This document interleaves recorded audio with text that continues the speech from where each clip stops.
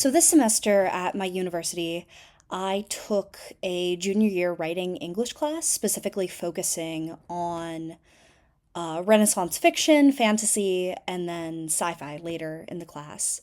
And for the final project, you had two options. You could either write a 10-page essay or a 5-page essay alongside doing a creative project. Some people did sculptures, one person did a Minecraft level, and I decided to do an art portfolio. But part of the issue was I committed to way too much last semester, and I was so stressed.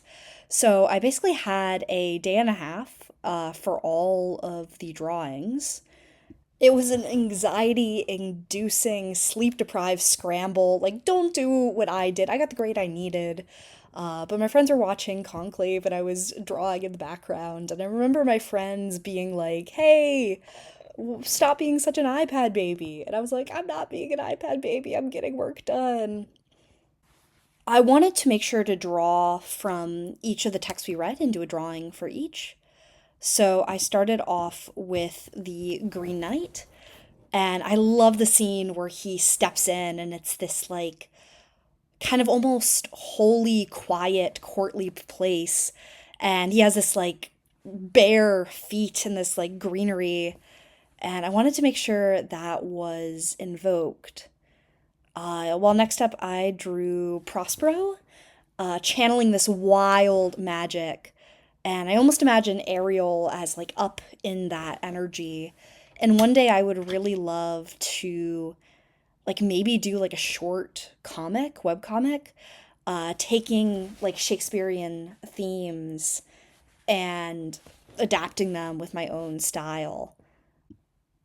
I wanted to make sure to give Prospero aspects of authority from the crown to the staff to the rich reds. And I see Prospero as an older character in a way, but he still has this sharp, defiant authority to him. While next up, I drew Error from the Fairy Queen. And part of the thing is in the original, Error is more of a snake-like woman, but I think especially in the context of a fantasy literature class, and I just like think dragons are so incredible.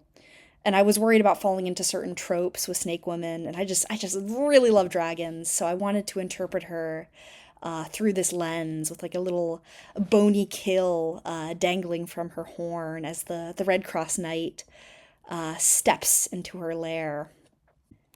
In my actual presentation, I wish I did a better job explaining why I gave her this draconic form. I feel like Error is so emblematic of greed in a way, and I think a draconic form suits her in that way. And even though Error is supposed to be this like pitiful, awful villain, she became like really compelling to me in a way. There's something sweet about her, and there's something about stumbling and falling into error that I think we all do. I also drew the tower, the Dark Tower from the Lord of the Rings. I just thought it was so fun. We had like an entire assignment in this class where we both read the Lord of the Rings and watched the movie, and you could write a whole essay comparing and contrasting the two of them. I think I ended up leaning much more on the film adaptation for this rather than the book description, but I'm not necessarily unhappy with that.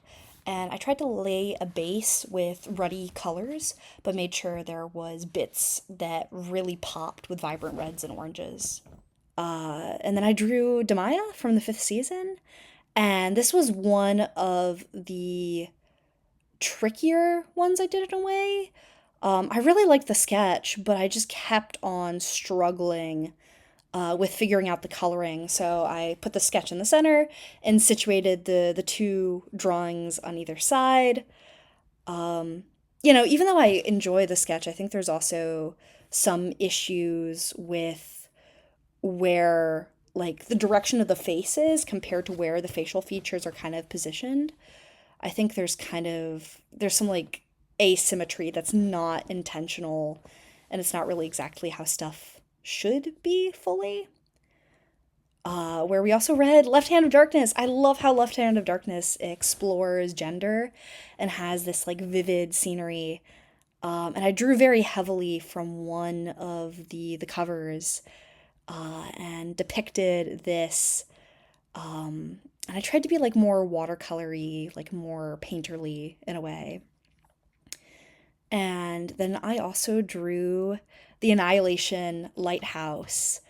And it was kind of also really interesting comparing it to the movie because I feel like the book's way more psychological horror compared to the movie, which is like all action packed.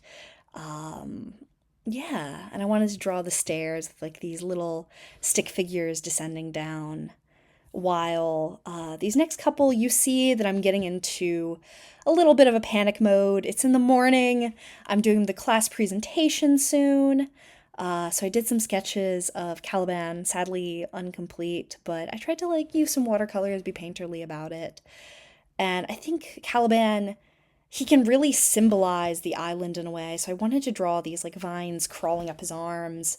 But I think he's also been a character who's gone through a lot. So I kind of wanted to give him a broken bracelet, scars on his like chest, and with his facial expression, I wanted to draw him as like projecting this confidence, this anger, but not really being able to fully follow through on it given the means around him. While lastly, I did some sketches of Ariel. And as you could see, I drew more of the Tempest characters.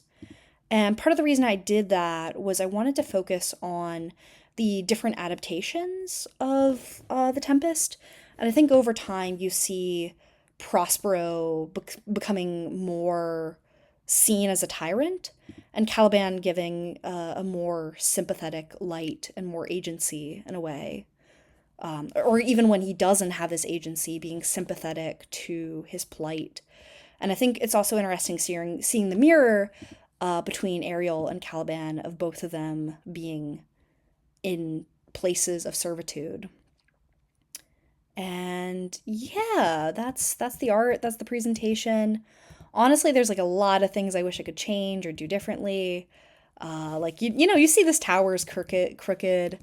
Um, yeah, well, I wish some of these had more like shading or were more cohesive in a way. But given the time constraints, I'm very proud of what I was able to accomplish, and I think the essay came out pretty sharp as well. Yeah.